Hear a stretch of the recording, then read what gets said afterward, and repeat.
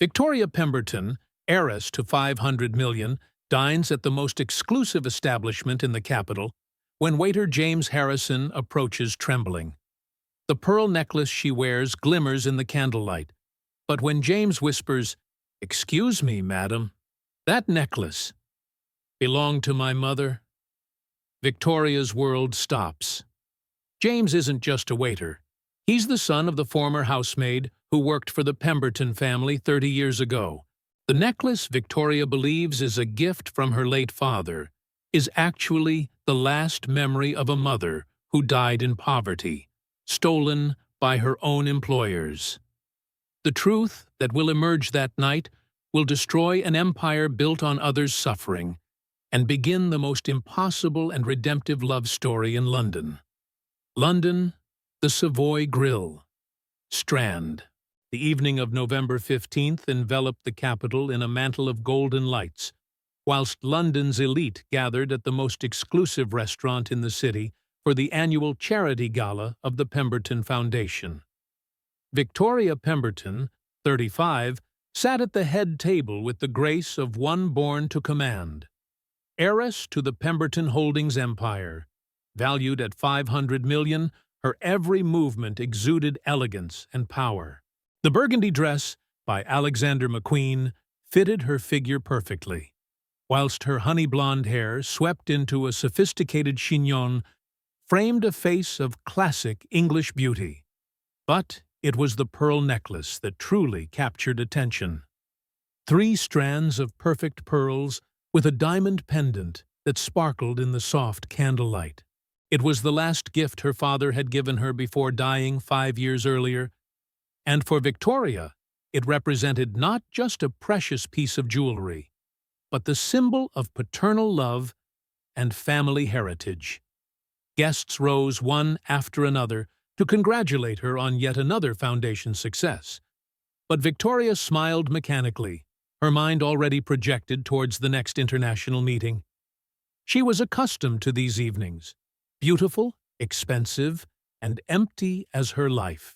James Harrison, 32, crossed the dining room with a tray of Dom Perignon champagne, moving between tables with the discretion of one who had learned to make himself invisible. Originally from Whitechapel, son of dock workers, he had worked at the Savoy for 3 years to finance his evening architecture studies. Each night, he served London's elite, people who earned in a day what he made in a year. But this evening, something troubled him deeply. From the moment he had seen Victoria Pemberton enter the restaurant, a sense of déjà vu had tormented him. It wasn't the first time he'd seen her. Her face often appeared in society magazines, but there was something different, something that pained his heart without understanding why. When he approached Victoria's table to serve the champagne, he watched her delicately adjust the pearl necklace, and in that instant, the world stopped. James recognized that piece of jewelry immediately. It was his mother, Margaret's necklace, the only precious thing she owned, inherited from her grandmother and symbol of the Harrison family's dignity. He had seen it gleaming at his mother's neck during important occasions, when Margaret dressed elegantly to work as a housemaid in the homes of the wealthy. James's hands began trembling so violently he nearly dropped the tray. Memories flooded in like an avalanche. His mother crying the night the necklace disappeared, the despair in Margaret's eyes when she realized the only family heirloom had vanished, the tears she could no longer hold back. Victoria noticed the waiters trembling and looked up. "Everything all right?" James looked into her eyes, and with a voice he struggled to control, whispered, "Excuse me, madam. That necklace belonged to my mother." The silence that followed was deafening. Victoria felt blood freeze in her veins, whilst guests at neighboring tables began turning their heads curiously. "I beg your pardon," Victoria stammered, instinctively bringing a hand to the necklace. James closed his eyes for a moment, then, with a determination he didn't know he possessed, continued, "That necklace belonged to my mother, Margaret Harrison. She worked for your family 30 years ago. It disappeared shortly before she died." Victoria's world began to reel. Margaret Harrison. The name sounded familiar, buried in childhood memories when housemaids were silent figures who moved through the house like ghosts. But this necklace was a gift from her father. He had told her so himself. James gently placed the tray on a nearby table and moved closer, his voice broken with emotion. "My mother died believing she had lost the only thing left to her from her mother. She died with a broken heart, Miss Pemberton." Victoria looked at this young man with dark eyes full of pain, and for the first time in her life, felt the crushing weight of a truth she didn't want to face. That night, Victoria couldn't close her eyes. Back in her Belgravia townhouse, she locked herself in her father's study and began rummaging through documents and memories, desperately searching for something that might contradict James's words. Instead, she found what she feared finding. In an old diary from 1993, she found the name Margaret Harrison, housemaid, employed January 1992. And then, a year later, a note written in her father's hand, "Margaret Harrison, dismissed for theft. Do not pay final month."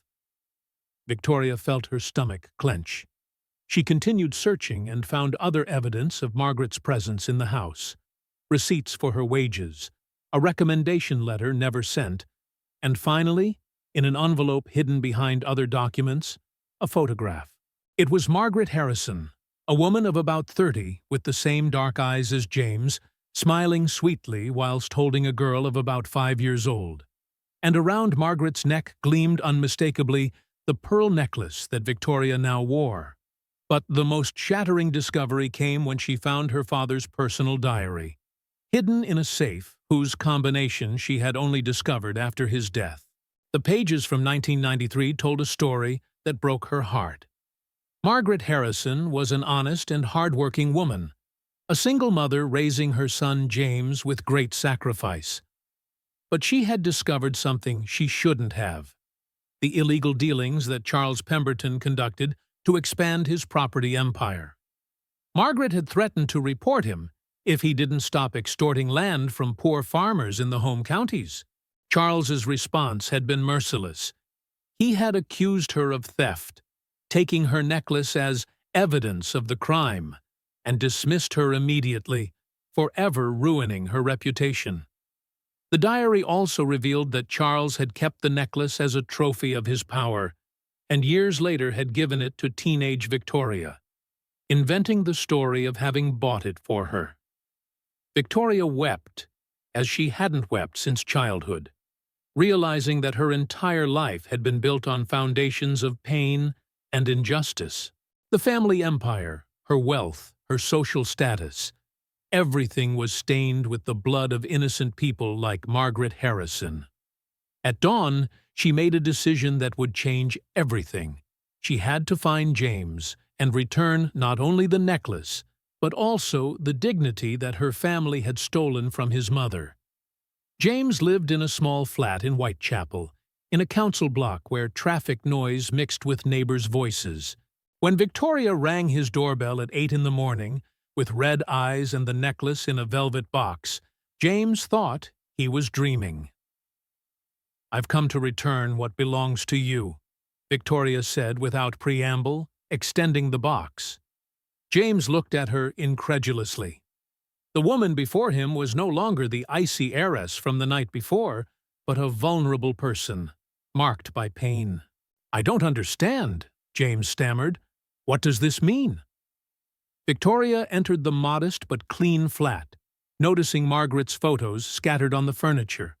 Architecture books piled everywhere, hand-drawn projects hung on the walls. It was a completely different world from hers, but it emanated a warmth that her townhouse had never possessed. With a broken voice, Victoria told him everything: her father's diary, the truth about Margaret, the false accusations, the empire built on others' suffering. Every word was a stab to the heart, but it was necessary. James listened in silence, tears streaming down his face. He finally knew the truth about his mother's death. Margaret hadn't died of illness, as the doctors had said, but of a broken heart. The loss of the necklace and the theft accusation had destroyed her emotionally, making her vulnerable to the depression that had led her to the grave. "My mother always spoke of you," James said, with a trembling voice. "She said you were a sweet child who deserved to grow up in a better world. Even after everything she had suffered, she didn't hate you." Those words struck Victoria harder than any accusation. Margaret Harrison, even in pain, had preserved kindness of heart for an innocent child who bore no fault. "How can I make amends?" Victoria asked desperately. "How can I repair what my father did?" James looked at the necklace in the box, then at Victoria. In those blue eyes he saw the same pain he had felt for years, the same desperate search for redemption. "I don't know if one can make amends," he said honestly, "but perhaps one can start again." In that moment, between two people whom fate had made enemies but pain had made similar, something unexpected was born. Mutual understanding, the first seed of what would become an impossible but necessary love. Victoria took the necklace from the box and gently placed it around James's neck. "It should stay in the family. Your family." James felt the weight of 30 years of injustice lighten slightly. His mother could finally rest in peace. In the months that followed, Victoria began a radical transformation that shocked London's high society. She started systematically investigating all her father's business dealings, discovering a network of corruption and abuse extending over decades. One by one, she tracked down families damaged by Charles Pemberton and began returning what had been stolen: land, houses, financial compensation. The Pemberton empire shrank drastically, but Victoria finally felt she could look at herself in the mirror. James became her consultant, and then something deeper. Their relationship was born from shared pain and common desire for justice. He taught her what it meant to work honestly. She gave him the opportunity to realize his architectural dreams by creating projects for the houses she returned to their rightful owners. London's high society watched them with scandal. The richest heiress in England falling in love with a waiter, squandering the family fortune out of guilt. But Victoria had learned that these people's opinions were worthless. Enjoying the story? Give it a little like and don't forget to subscribe. Now then, let's carry on. One evening, whilst dining in the small Whitechapel flat that had become more home than her townhouse, James showed her the latest project, a community center dedicated to Margaret Harrison's memory, where young people from the area could study for free. "My mother would have wanted this," James said, "for her story to help others." Victoria looked at the perfect drawings, the love that shone through every line, and understood she had found something her millions could never buy: a purpose in life. "I love you," she told James that evening. And they were the first sincere words of love she had ever spoken. James kissed her under London's stars, and in that kiss was Margaret's forgiveness, a mother's blessing who from heaven saw her son finally happy. The love between Victoria and James became London legend, the story of the wealthy woman who had given up everything for love and justice, and the poor man who had transformed pain into beauty. But for them, it was simply the story of two people who had learned that true love is born when one has the courage to be vulnerable. 2 years after that first encounter at the restaurant, Victoria and James married in a simple ceremony at St. Bartholomew's Church in Whitechapel. There were no famous guests or journalists, only the people they had truly learned to love. The families Victoria had helped, James's friends from the neighborhood, colleagues from the restaurant. Victoria wore Margaret's necklace, now become a symbol not of theft, but of redemption, and a simple dress that cost 1/100th of what she had worn to the gala 2 years before. But she had never been more beautiful. The Margaret Harrison Community Center had become reality and was their first major project together. James had designed it with infinite love. Victoria had financed it with what remained of the family fortune. Every evening, dozens of young people from the area studied for free, learning trades and nurturing dreams. But the real transformation was within them. Victoria had left the Belgravia townhouse to move into the Whitechapel flat, expanded and renovated by James. She had discovered the joy of simple things, cooking together on Sundays, walking through the neighborhood streets, helping elderly neighbors. James had left his waiter job to become a full-time architect, specializing in social projects. His designs were full of light and hope, inspired by the love that had transformed his life. "Do you know what your mother taught me?" Victoria said one evening to James as they looked from the roof terrace at London's lights. "What?" "That a person's true value isn't measured by what they possess, but by what they give, and that the greatest love is that born from forgiveness." James took Victoria's hand, feeling beneath his fingers the simple ring that had replaced the diamonds of old. "She would have been proud of you," he said, "of what you've done, what you've become." That night, as they fell asleep in the flat that smelled of jasmine from the roof terrace, both knew they had found something rare. A love born not from passion, but from justice. Not from desire, but from the duty to repair wrongs done. Their marriage wasn't just the union of two people, but the symbolic reconciliation between two worlds, between rich and poor, between those who had suffered wrongs and those who had the power to repair them. 5 years after that first encounter that changed everything, London looked upon the Pemberton Harrison couple as a symbol of hope.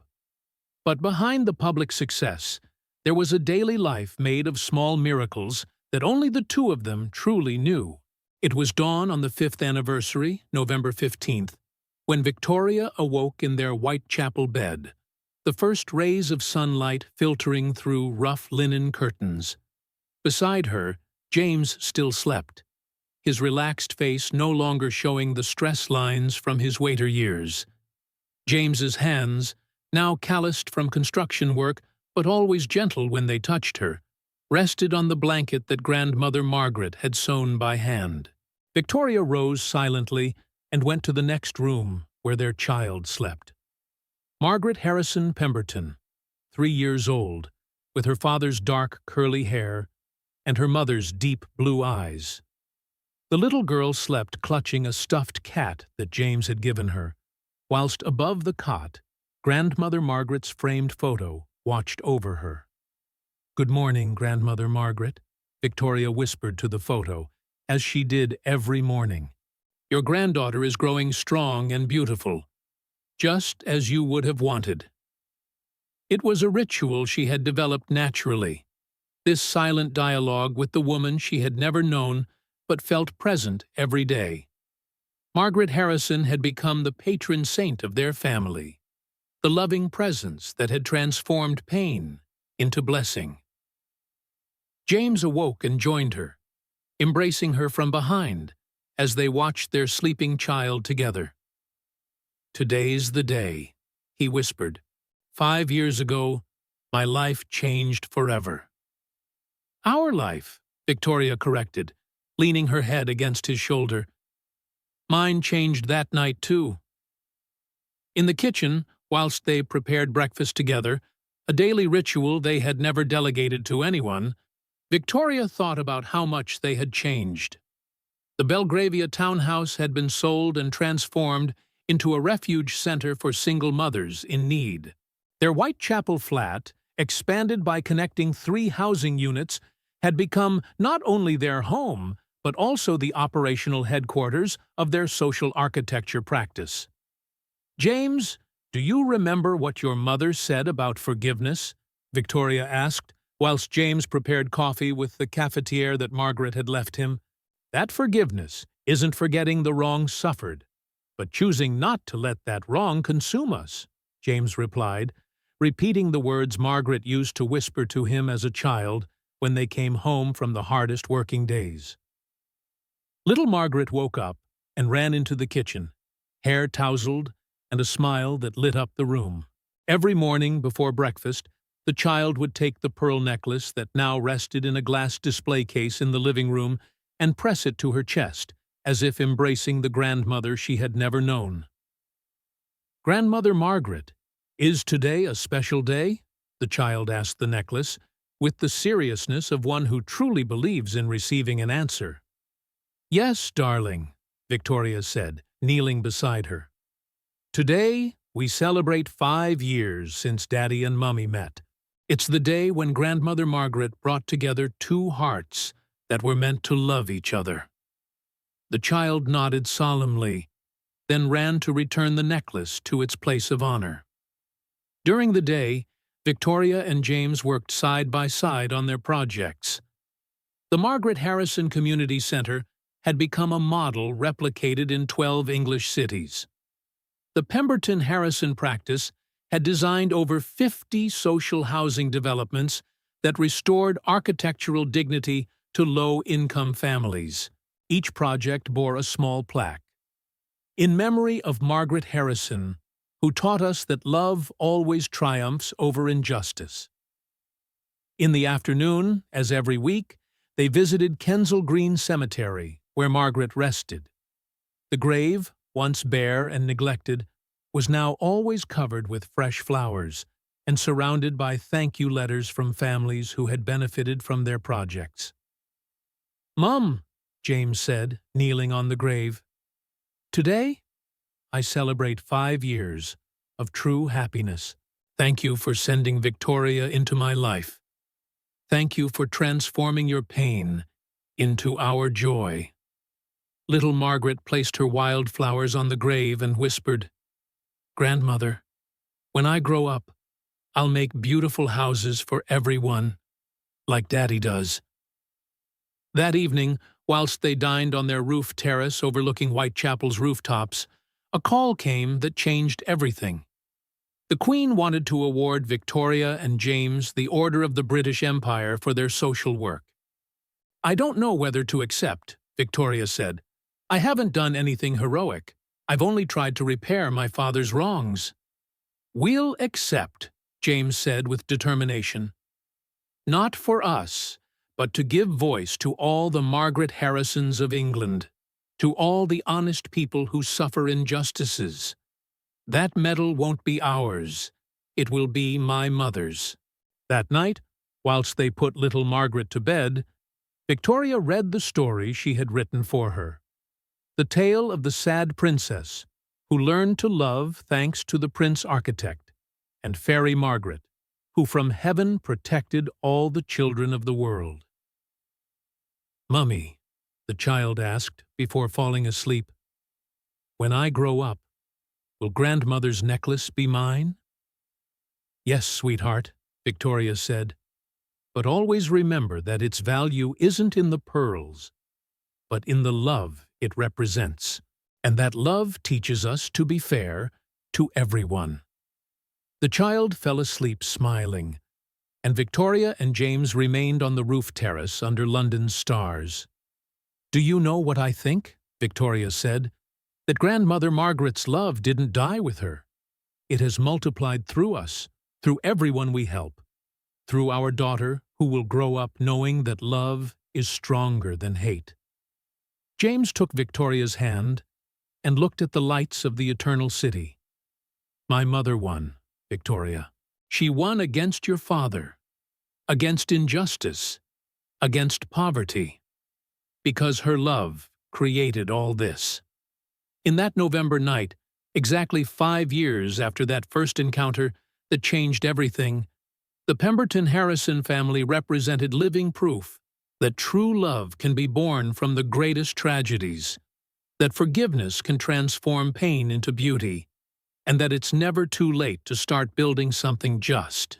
And somewhere among the stars shining over London, Margaret Harrison smiled, seeing her pain transformed into the most beautiful legacy of love a mother could leave to the world. Has this story touched your heart?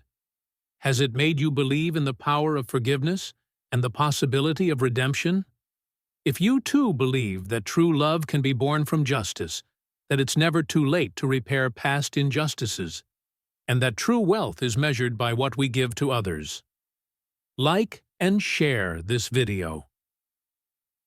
Tell us in the comments, have you ever had to face injustices from the past? Do you believe it's possible to find love through forgiveness? Do you know stories of people who gave up wealth to do the right thing? Share your experiences and help us spread this message of hope. Because every act of justice, however small, can be the beginning of a transformation that changes the world. Subscribe for more stories that celebrate the triumph of love over revenge.